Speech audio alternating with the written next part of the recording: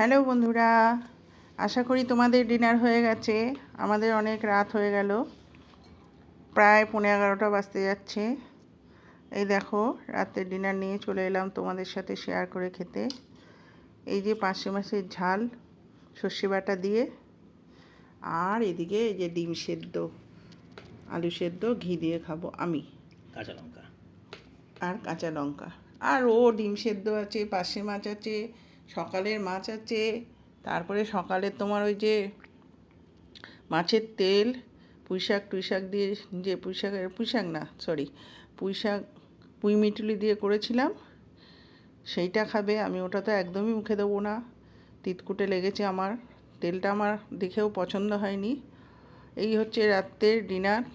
কেমন লাগলো তোমাদের আমার ডিনারটা জানিও। শুভরাত্রি, টাটা, বাই বাই। আবার পরে কোনো সময় দেখা হবে।